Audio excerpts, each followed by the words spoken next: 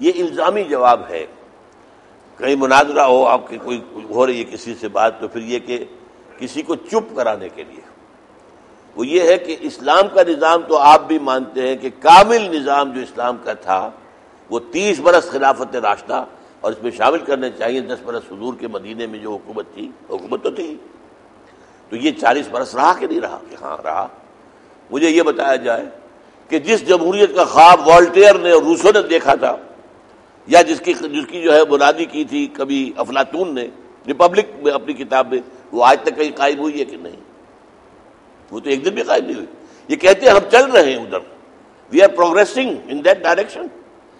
اور جس معاشرے کا خواب دیکھا تھا، classless society and stateless society, اس کا مارکس نے جو نظام دیکھا تھا وہ تو ایک دن بھی قائم نہیں ہوا. تو یہ نظام جو دنیا میں جن کا ڈھنڈورا ہے، جن کا شورا ہے، وہ تو ایک دن بھی قائم نہیں ہوئے. اسلام کم سے کم 30 برس تو قائم رہا، 40 برس تو قائم رہا. چنانچہ افلاطون کی ریپبلک تو خیر تھی ہی خیالی جنت. جس جمہوریت کا خواب والٹیئر اور روسو نے خود دیکھا اور دنیا کو دکھایا تھا، اس کے بارے میں جمہوریت کے بڑے سے بڑے علمبردار بھی صرف یہی کہتے ہیں کہ چلے چلو کہ وہ منزل ابھی نہیں آئی، کہ مصداق ابھی ہم اس کی جانب پیش قدمی کر رہے ہیں. رہا مارکس اور اینجلز کا غیر طبقاتی اور غیر ریاستی معاشرہ، تو یہ خواب تو اپنی تعبیر کی ادنا ترین جھلک دکھائے بغیر ہی طاق نسیان کی زینت بن چکا ہے.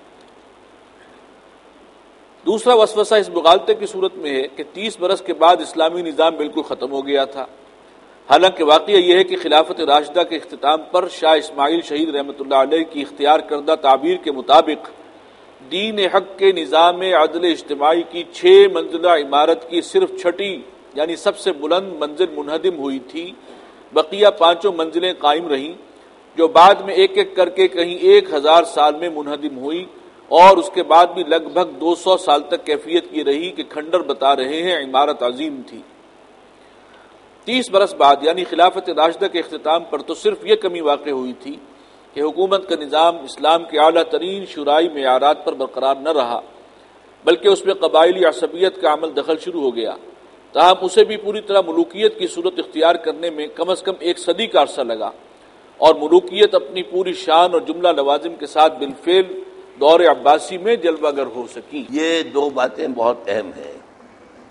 وہ یہ ہے کہ یہ 30 برس میں اسلام ختم نہیں ہو گیا تھا. اچھا، اس مسئلے کو بہت عام کیا ہے شیعوں نے، اور ہمارے ہاں سنیوں نے بھی گویا کہ کفر آ گیا تھا اور اسلام زندہ ہوتا ہے ہر کربلا کے بعد. میں نے ایک ٹی وی مناظرے میں، جس میں کہ ایک بہت بڑے عالم دین جو تھے شیعہ، مولانا کلب صادق، یہ آئے ہوئے تھے لکھنؤ سے. میں نے کہا کون سا اسلام مرا تھا، اور اگر مرا تھا تو کون سا زندہ ہوا؟ کربلا سے پہلے بھی وہ ملوکیت تھی، بعد میں بھی وہی رہی، اس سے بھی بدتر آ گئی. تو کہاں مرا اسلام؟ اور مرا تو زندہ کب ہوا؟ کچھ بھی نہیں ہوا. اب یہ شاعران اور کہہ کون رہا ہے؟ محمد علی جوہر، اتنا بڑا شاعر سنی اور پکا مسلمان کٹر. اسلام زندہ ہوتا ہے ہر کربلا کے بعد، اور قتل حسین اصل میں مرگ یزید ہے. اسلام زندہ ہوتا ہے ہر کربلا کے بعد. تو اسلام مرا ہی نہیں تھا بھائی، مجروح ہو گیا تھا. 6 منزل گر گئی، باقی تو تھا، باقی قاضی تھے، مفتی تھے. پھر وہیں ایک بات میں نے کہی اور وہ حیران رہ گیا، میری بات کی تائید کرنی پڑی. میں نے کہا کہ حضرت حسین جو قتل ہوئے ہیں، یہ بھی تو آخر وہ اسلام کے فتوے کے تحت ہوئے ہیں. آپ کے علم میں یہ بات نہیں ہوگی، قاضی ابن العربی، ایک ابن عربی ہے صوفی، وہ ایک متنازع شخصیت ہے بہت، ان کو الگ رکھ لیجیے. ایک ہے قاضی ابن العربی، وہ ہے ابن عربی، یہ ہے ابن العربی. وہ ہے جنہوں نے کتاب لکھی ہے احکام القرآن، اور یہ 2 حضرات نے لکھی ہے، جساس اور یہ ابن العربی. انہوں نے قرآن مجید کی صرف ان آیات کی تفسیر لکھی ہے جن سے کہ شرعی احکام مستنبط ہوتے ہیں، باقی کو چھوڑ دیا. احکام القرآن، جن آیتوں سے کوئی فقہی احکام جو ہیں وہ نکالے جا رہے ہیں، نکالے گئے ہیں، نکالے جا سکتے ہیں، صرف ان کی تفسیر لکھی ہے. اور وہ کہتے ہیں، ان کا قول ہے یہ، قتل الحسین بسیف جدہ، حسین قتل ہوا ہے اپنے نانا کی تلوار سے. کیا مطلب ہے اس کا؟ نانا نے فرمایا تھا کہ جب ایک خلیفہ کی بیعت ہو جائے تو اگر دوسرا کھڑا ہو تو گردن اڑا دو. تو بیعت تو ہو چکی تھی یزید کی, پورے عالم اسلام نے مان لیا تھا. جبر سے مانا, کیسے مانا, خریدے گئے, جو بھی ہوا ہو, دی لا ریمینز دیئر, بیعت ہو گئی. اور اس میں بیعت کرنے والوں میں عبداللہ ابن عباس بھی ہے, جو حضرت حسین کے نانا بنے گے, یا کیا بنے گے, نانا تو کم سے کم بنے گے, حضور کے شہزاد بھائی ہیں. اور آپ کو معلوم ہے عبداللہ ابن عمر بھی ہے. ایک کا معاملہ جو ہے سنت کے معاملے میں اور ایک کا تفسیر کے معاملے میں بلندی پر ہے. بیعت کی انہوں نے. تو وہ کہنے لگے ہاں یہ تو واقعی یہ تو مفتی اعظم کا فتویٰ تھا جس پر کس طرح. اس کے بعد مجھے بتایا ہے, انیق میں ایک گفتگو ہوئی تھی ابھی کراچی میں, اس کے بعد ان کا کراچی میں نکلنا دشوار ہو گیا. شیعوں نے یہ سنا آگ بگولا ہو گئے کہ یہ انہوں نے مان لیا, میری بات جو ہے مان لی اور اس کے اوپر اس کی تردید نہیں کی, تو وہاں ان کا کراچی میں نکلنا مشکل ہو گیا.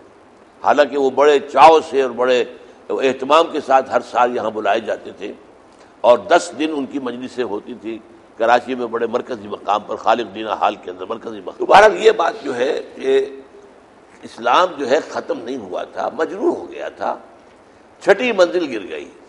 پھر یہ کہ رفتہ رفتہ اور بھی گری ہے. پھر معاشیات کا معاملہ خراب ہوا ہے, یہ پھر کسی وقت میں بیان کروں گا. معاشیات میں زمینداری جاگیرداری آ گئی ہے, جس کو کہ آپ کو معلوم ہے کہ حضرت عمر بن عبدالعزیز کا سب سے بڑا کارنامہ کیا تھا تجدیدی؟ 2 ہی کام تو انہوں نے کیے تھے, اور تو کوئی خرابی ابھی آئی نہیں تھی. ایک یہ کہ نامزدگی کی بنا پر ان کا میں خلافت قبول نہیں کرتا. ہاں اگر لوگ چاہتے ہیں تو مان, لوگوں کا ہم چاہتے ہیں, ٹھیک ہے. دوسرا یہ کہ جتنی جاگیریں حضرت امیر معاویہ کے دور سے لے کر ان کے دور تک دی گئی تھی, سب کے کاغذات منگوائے اور ان کو قینچی لے کر بیٹھ گئے اور ان کو سب کو قتل کے پھینک دیا, جاگیریں ختم. تو جاگیرداری آ گئی ملوکیت کے اندر, اور جاگیرداری آ گئی تو مزارعت کے حلال ہونے کا فتویٰ تو دینا پڑے گا. جاگیردار جو ہے اتنی بڑی جاگیر کو خود کاشت کر سکتا نہیں کر سکتا, ورنہ امام اعظم کے نزدیک حرام اور امام مالک کے نزدیک حرام. یہ 2 ہی ہمارے ہاں فقہا کی شاخیں ہیں. ایک وہ ہیں اصحاب الحدیث, جن میں ٹاپ پر کون ہے؟ امام مالک, پھر امام شافعی, پھر امام احمد بن حنبل. اور ادھر جو ہے اصحاب الرائے ان کو کہتے ہیں, قیاس والے لوگ, وہ حضرت امام ابو حنیفہ, پھر ان کے یہ شاگرد. دونوں کے ٹاپ پر جو ہے وہ مزارعت کو حرام کہہ رہے ہیں. اور قاضی ابو یوسف چونکہ انہوں نے وہ جو منصب تھا حکومت کا وہ قبول کر لیا, قاضی القضات بن گئے. امام ابو حنیفہ نے نہیں مانا, مارے کھائیں, جیل میں گئے, جیل میں ہی ان کا انتقال ہوا. انہوں نے ان کے ساتھ ملوکیت کے ساتھ تعاون کرنا پسند نہیں کیا, جیل میں گئے, لیکن شاگرد نے جو ہے قبول کر لیا. تو بہرحال اس طریقے سے پھر رفتہ رفتہ, پھر میں نے لکھا ہے 1000 سال میں وہ پوری عمارت جا کر منہدم ہوئی ہے. یہ کوئی 30 برس میں نہیں ہو گئی تھی. اور یہ کب منہدم ہوئی ہے؟ جب آ گئی ویسٹرن کولونیلزم. اب سارا نظام ان کا تھا, اب انگریز آ گئے, ولندیزی آ گئے, ڈچ آ گئے, اطالوی آ گئے, فرانسیسی آ گئے, یہ سب آ گئے. تو ظاہر بات ہے کہ اب تو ان کا نظام تھا. صفحہ 8 پہ ہم پہنچے ہیں. پھر یہ تو ہماری تاریخ کا نہایت شاندار اور قابل فخر باب اور نبی اکرم صلی اللہ علیہ وسلم کی تعلیم و تربیت کا عظیم مظہر ہے کہ خلافت کے ملوکیت میں تبدیل ہونے کے تدریجی عمل کے ہر مرحلے پر اصحاب ہمت و عزیمت اس زوال اور انحطاط کو روکنے کے لیے اپنی اور اپنے ساتھیوں کی جانوں کا نذرانہ پیش کرتے رہے. چنانچہ اولین مرحلے پر سیدنا حسین ابن علی اور سیدنا عبداللہ ابن زبیر رضی اللہ تعالی عنہم, اور درمیانی اور آخری مراحل میں حضرت حسین رضی اللہ تعالی عنہ کی اولاد میں سے حضرت زید ابن علی اور حضرت حسن کی اولاد میں سے محمد ابن عبداللہ المعروف بنفس زکیہ اور ان کے بھائی ابراہیم بن عبداللہ رحمۃ اللہ علیہ مجمعین نے اس زوال کو اپنی جانوں کی قربانی کے ذریعے روکنے کی کوشش کی. اور اگر ان تمام حضرات کی مساعی دنیاوی اور فوری اعتبار سے ناکام ہو گئیں تو اس سے ان پر ہرگز کوئی حرف نہیں آتا, اس لیے کہ دنیاوی اور فوری اعتبار سے تو ان سے پہلے بے شمار انبیاء کرام بھی دنیا سے ناکام ہی گزر گئے. یعنی دنیاوی اعتبار سے یہ ناکام پر قومیں لگے ہوئے ہیں. مطلب یہ کہ ہم تو ناکام نہیں سمجھتے, وہ تو ہر نبی کامیاب ہے اور جو شخص بھی غیر نبی بھی ہو اگر اسی کام میں اپنی جان لگا دے، زندگی کھپا دے، کامیاب ہوگا. لیکن یہاں پر ان کو ناکام سمجھا جائے گا کہ وہ قائم تو نہیں کر سکے اللہ کے دین کو. تو اس حوالے سے اگر وہ ناکام رہے تو کوئی بات نہیں، لیکن ان کی ہماری تاریخ کے یا درشاں باب ہے. اس میں اگلا پیرا ذرا ایک پہلو سے بہت اہم ہے، اس کو نوٹ کر لیجئے. اس لیے کہ ہمارے ہاں بہت سے لوگ جو ہیں ان حضرات کے اوپر تنقید کرتے ہیں کہ انہوں نے کام غلط کیا، انہوں نے خروج کیا، خروج غلط ہے، انہوں نے حکومت کی خواہش کے اندر یہ کام کیا. ایک ناسبی طبقہ ہمارے ہاں شمار ہوتا ہے جو کہ اہل سنت میں ایکسٹریمسٹ ہے کہ حضرت حسین یہ لسٹ آف پاور تھا، یہ حکومت کی جو ہے کی طلب میں انہوں نے یہ سارا کام کیا ہے. تو یہ چیزیں در حقیقت یہ بالکل مناسب نہیں ہے. یہ اس کو پڑھ لیجیے. افسوس ہے کہ آج کے دور میں بعض کم ظرف اور کم ہمت بلکہ بدباطن لوگ ان نفوس قدسیہ کا ذکر توہین آمیز انداز میں کر کے اور ان کے عظیم کارناموں کو خود ساختہ فقہی اور قانونی معیار پر پرکھنے کی کوشش کر کے اپنے خبث باطن کا اظہار کرتے ہیں اور اپنی کور چشمی کے باعث اس تاریخی حقیقت کو بھی نظر انداز کر دیتے ہیں کہ فقہ اسلامی کے دونوں اولین ائمہ یعنی فقہاء اسلام کا سید الطائفہ اور امام اعظم حضرت ابو حنیفہ رحمہ اللہ اور حدیث نبوی کا پہلا مجموعہ مرتب کرنے والے امام دار الہجرہ حضرت مالک بن انس رحمہ اللہ نے حضرت نفس زکیہ رحمۃ اللہ علیہ سے دام درم سخن تعاون کیا تھا، جس سے بآسانی قیاس کیا جا سکتا ہے کہ اگر ان حضرات کو حسین ابن علی اور عبداللہ ابن زبیر رضی اللہ تعالی عنہما کا زمانہ ملا ہوتا تو ان کا طرز عمل کیا ہوتا. یہ بات بہت اہم ہے کہ امام ابو حنیفہ کے نزدیک فاسق و فاجر مسلمان حکمران کے خلاف بغاوت کی جا سکتی ہے، یہ حرام نہیں ہے. میں نے آپ کو بتایا کہ اہل حدیث جو فکر کے لوگ ہیں وہ اس کو بالکل غلط سمجھتے ہیں. یہی وجہ ہے کہ بیٹھا ہوا ہے سعودی حکمران خاندان بیٹھا ایش، اور کوئی مجال نہیں وہاں پر کہ اس کے خلاف کوئی تحریک چل سکے. شیعوں نے کر کے دکھا دیا کارنامہ، اس حرام زادے کو بھگایا ہے وہاں سے اور اس کو دفن ہونے کی جگہ نہیں ملی. وہ جو کتنا ہے بد نصیب ظفر، دفن کے لیے 2 گز زمین بھی مل نہ سکی کوئے یار میں. جو شہنشاہوں کا شہنشاہ، جو سائرس کی روایت کو زندہ کرنا چاہ رہا تھا، 2500 سالہ برسی میں رہی تھی ذوالقرنین کی، کیخسرو کی، سائرس کی، کہ جو شان اس وقت تھی سلطنت ایران کی وہ دوبارہ میں قائم کر دوں گا، اس کو جو کوئی جگہ نہیں ملی. یہاں تک کہ اس کا جو سب سے بڑا پیٹرن تھا جس کا وہ ایجنٹ تھا اس علاقے میں امریکہ، انہوں نے کہہ دیا ادھر مت آنا. اس نے کہا میں مر رہا ہوں، میں کینسر سے کا بیمار ہوں. اچھا ٹھیک ہے تو ہوائی جہاز سے اترو، نو ریڈ کارپٹ، کوئی لال کارپٹ نہیں بچھائی جائے گی تمہارے لیے، سیدھے اسپتال جاؤ اور اسپتال سے زندہ یا مردہ نکلو تو باہر جاؤ، امریکہ میں کوئی جگہ نہیں تمہارے لیے. یہ حشر ہوا ہے اس شہنشاہ ایران کا. یہ اپنی جگہ پر جو انہوں نے کر کے دکھایا. لیکن سعودی بادشاہ billions and billions of dollar کا ایک محل بنتا ہے اور ہر شہر کے اندر محل بنے ہوئے ہیں، اور وہ محلوں کا استعمال کیا ہوتا ہے اگر 1 ہفتے کے لیے بھی بادشاہ وہاں آ جائے تو گویا جشن ہو جاتا ہے سال بھر کا، اور وہاں پر فوج ان کے ملازموں کی تیار رہتی ہے. یہ ان کی بادشاہت ہے. چند ہزار جو ہے پرنسز ہو گئے ہیں وہاں پر، ساری دولت ان کے پاس ہے، جتنے ٹھیکے ملتے ہیں ان کے ذریعے ملتے ہیں، ان میں جو ہے کک بیک سارا ان کے پاس جاتا ہے، دولت ان کی ساری جو ہے وہ امریکہ کے اندر جمع ہے. یہ سارا نظام جو ہے، اور وہاں پر جو ہے سلفی تحریک باقی جگہوں پر جا کر جہاد کرنے کے لیے تیار ہے، جا رہے ہیں، اس میں کوئی شک نہیں. بوسنیا میں بھی گئے ہیں اور مقامات پر بھی گئے ہیں، اور سلفی اس وقت جو ہے امریکہ کی ہٹ لسٹ پر ہیں. سلفی کو وہ سمجھتے ہیں کہ یہ ہمارے لیے خطرناک ہے. لیکن جیسے ہمارے ہاں جماعت الدعوہ کشمیر میں جہاد کیا، مجھ سے جب وہ ملاقات ایک ہو گئی تھی ان کی، کوئی 20 سال پہلے کی بات میں آپ کو بتا رہا ہوں، حرم میں بیٹھا ہوا تھا، حرم مکہ میں آئے میرے پاس 5 6 7 آدمی اور تھے ان کے ساتھ. کہہ لیں ڈاکٹر صاحب آپ جہاد میں حصہ کیوں نہیں لیتے؟ یہ جہاد کشمیر کر رہے تھے اس وقت. میں نے کہا بیٹھیے ذرا، تشریف رکھیے، بات کرتے ہیں. میں نے کہا آپ مجھے یہ بتائیے پاکستان میں اسلامی نظام قائم ہے؟ نہیں. تو وہاں کیوں نہیں کرتے جہاد آپ؟ چپ. میں نے کہا کہ پہلا کام ہمارا یہ ہے وہاں اسلامی نظام قائم کریں. اس کے لیے یہ بھی ہو سکتا ہے اگر آپ کی جماعت اتنی ہو، مسلح جد و جہد بھی ہو سکتی ہے. اسلام کا راستہ روکنے والے چاہے نام نہاد مسلمان ہوں، ان کے خلاف تلوار اٹھائی جا سکتی ہے. میں اس میں امام ابو حنیفہ کی فتوے کا قائل ہوں یقیناً، اگر راستہ روکنے والے ہیں مجتمع کا، چاہے نام ان کے کچھ بھی ہو، تو انہوں نے جب دیکھا کہ میری بات کا ان کے ساتھیوں پر اثر ہو رہا ہے تو فوراً کھڑے ہو گئے، اچھا آپ سے لاہور میں ملاقات ہوگی۔ پھر وہ دن نہیں آیا لاہور میں، وہ ملاقات کی کوشش کرنی۔ چنانچہ واقعہ یہ ہے کہ جیسے ایمان کے لطیف اور ماورائی حقائق کو ارسطو کی منطق کی محدود میزان پر تولنا ناممکن ہے، اسی طرح ان حضرات کی منو ہی نہیں ٹنو وزنی عظیمت کو ملوکیت کے نازک مزاج شاہاں تابع سخن ندارت والے دور میں پروان چڑھنے والی فقہ کی سناروں والی نازک ترازو میں تولنے کی کوشش کرنا حماقت محض ہے۔ یعنی ایک ہوتی ہے چھوٹی ترازو سنار کی، وہ تولے ماشے یہی تولتا ہے نا، ٹن سریا تو نہیں تول سکتے اس میں، کہنے کو وہ بھی ترازو ہے اور وہ بھی ترازو ہے۔ تو اسی طرح فقہ کی ایک ترازو ہے اور ایک جو ہے وہ عظیمت کا معاملہ ہے۔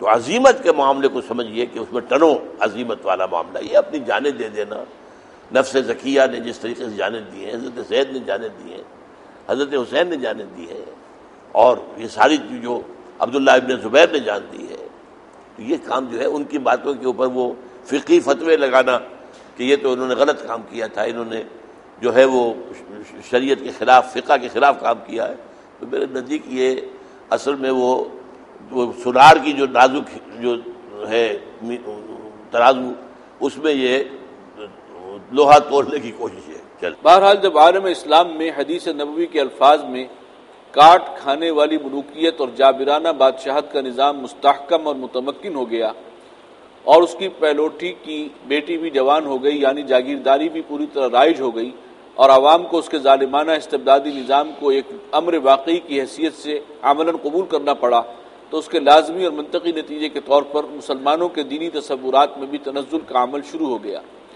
اور اسلام رفتہ رفتہ دین کی بجائے صرف ایک مذہب کی صورت اختیار کرتا چلا گیا، جس کا اصل موضوع عبادات اور رسومات ہوتی ہیں، نہ کہ ریاست و سیاست۔ اور ہوتے ہوتے یہ بات تقریباً اصول موضوع کی حیثیت سے تسلیم اور قبول کر لی گئی کہ حکومت کا معاملہ تو علامہ ابن خلدون کی اصطلاح کے مطابق صرف عصبیت ہی کی بنا پر چل سکتا ہے، اور اس میدان میں تو لا محالہ جس کی لاٹھی اس کی بھینس ہی کے اصول پر عمل ممکن ہے۔ رہے علماء دین تو ان کا کام اول تو ان امراء و سلاطین کی سول سروس میں خطیبوں، مفتیوں اور قاضیوں کی خدمات سر انجام دینا ہے، اور جو لوگ اس سے آگے بڑھ کر دین کی خدمت اور ہمت اور حوصلہ رکھتے ہوں، دین کی خدمت کی ہمت اور حوصلہ رکھتے ہوں، وہ علوم اسلامی یعنی تفسیر، حدیث، فقہ اور علم کلام کو اپنی جولانگاہ بنائیں، یا اگر اس کی صلاحیت نہ رکھتے ہوں تو عوام کو واعظ و نصیحت اور تعلیم و تلقین کے ذریعے محبت الہی، اتباع رسول اور ترجیح آخرت کی دعوت دیں اور تذکیر کا فریضہ ادا کرتے رہیں، اور جو اس سے بھی زیادہ ہمت اور عزیمت کے مالک ہوں وہ تزکیہ نفس اور سلوک کے مراحل خود بھی طے کریں اور دوسروں کو بھی کرائیں، اور اس مقصد کے لیے خانقاہیں آباد کر کے بیٹھ رہیں۔ اللہ اللہ اور خیر صلی اللہ۔ رہی سیاست اور حکومت تو یہ دنیا داروں کا کام ہے، اور اس سے بھی آگے بڑھ کر نظام کو بدلنے کی کوشش تو خروج اور بغاوت ہے جو کفر اور ارتداد سے بس کچھ ہی کم تر ہے۔ اس تصور کے تحت ایک جانب ہوئی دین و دولت میں جستم جدائی، حوث کی امیری، حوث کی وزیری کے مطابق سلاطین و عمراء اور ان منصبداروں اور سپہ سالاروں میں عیاشی و سفاکی اور حوث ملک گیری بڑھتی چلی گئی، اور دوسری جانب مذہب صرف ایک پیشہ بن کر رہ گیا، اور اس کے ضمن میں معاصرانہ چشمک اور پیشہ ورانہ رقابت، اور پھر مدرسہ و خانقاہ کی تقسیم اور ان کی باہمی منافرت کے باعث اخلاقی زوال کا عمل جس قدر جلد شروع ہوا اور جتنی تیزی سے بڑھا، اس کا اندازہ تبع تابعین سے تعلق رکھنے والے حضرت عبداللہ ابن مبارک رحمہ اللہ کے شعر سے بخوبی لگایا جا سکتا ہے کہ وَمَا أَفْسَدَ الدِّينَ إِلَّا الْمُلُوكُ وَأَحْبَارُ سَوْءٍ وَرُهْبَانُهَا، جس کی بہترین ترجمانی کی ہے ترجمان حقیقت علامہ اقبال نے اپنے شعر میں کہ باقی نہ رہی تیری وہ آئین ضمیری، اے کشتہ ملائی و سلطانی و پیری۔ اور یہ امر یقیناً بہت قابل غور ہے کہ اگر یہ مرض تبع تابعین کے دور ہی میں شروع ہو گیا تھا، جس کا شمار خیر القرون میں ہوتا ہے، تو قیاس کن ز گلستان من بہار مرا کے مصداق بخوبی اندازہ کیا جا سکتا ہے کہ مزید 1000 برس کا عرصہ گزر جانے کے بعد نوبت کہاں تک پہنچ گئی ہوگی۔ الغرض اب سے لگ بھگ 300 برس قبل ادھر عالم اسلام میں تو اب یہ اگلا دور آیا ہے 300 قبل سے آج سے، الغرض اب سے لگ بھگ 300 برس قبل ادھر عالم اسلام میں تو دینی اور اخلاقی زوال اور قومی اور سیاسی اختلال کی تاریکیاں زینہ زینہ اتر رہی تھی، رات کے مانند شدید سے شدید تر ہوتی چلی جا رہی تھی، اور فی الجملہ وہ کیفیت پیدا ہو چکی تھی جس کا نقشہ علامہ اقبال نے ان الفاظ میں کھینچا ہے کہ پیش ما یکعالم فرسوداست ملت اندر خاک او آسوداست۔ لیکن ادھر وسطی یورپ میں ہسپانیہ کے ان مسلمانوں کے زیر اثر جو قرطبہ اور غرناطہ کی یونیورسٹیوں کے ذریعے یورپ کو بیدار کر کے خود خواب خرگوش کے مزے لوٹنے کے باعث تمہاری داستان تک بھی نہ ہوگی داستانوں میں یہ عبرتناک مثال بن چکے تھے، اصلاح مذہب اور احیاء العلوم کا غلغلہ بلند ہوا، جس کے نتیجے میں ایک جانب سائنس اور ٹیکنالوجی نے تیزی سے ترقی کرنا شروع کی اور دوسری جانب انسانی حقوق بالخصوص حریت کا تصور اجاگر ہونا شروع ہوا۔ سائنس اور ٹیکنالوجی کی ترقی سے جو قوت کا دباؤ بڑھا اس نے مغربی استعمار کی صورت میں افریقہ اور ایشیا کا رخ کر لیا، اور اب سے تقریباً 250 برس قبل سوائے سلطنت عثمانیہ کے تقریباً پورا عالم اسلام اس کے زیر نگی آ چکا تھا۔ لیکن عجیب اور دلچسپ تضاد یہ ہے کہ گھر سے باہر بدترین نو آبادیاتی نظام کے قیام کے ساتھ ساتھ اہل یورپ نے خود اپنے گھر کے اندر انسانی حقوق کی بازیافت اور ظلم و جبر اور استبداد و استحصال کے خاتمے کی بھرپور جد و جہد شروع کر دی۔ یہ تاریخ کا بہت اہم ایک معاملہ ہے۔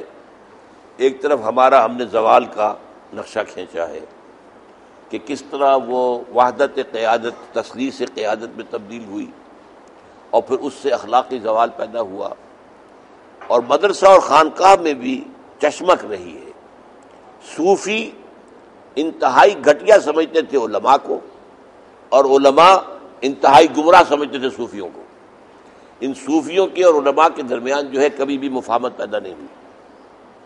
چنانچہ مولانا روم جیسے شخص بھی مجھے حیرت تھے، انہیں یہ کیشیئر نہیں کہنا چاہیے تھا کہ انہوں نے یہ کہا ہے کہ ماز قرآن مغزہ برداشتیم استخن پیش سگا انداختیم، ہم نے قرآن سے اس کا مغز تو اخذ کر لیا ہے اور اس کی ہڈی ہم نے کتوں کے آگے ڈال دی ہے۔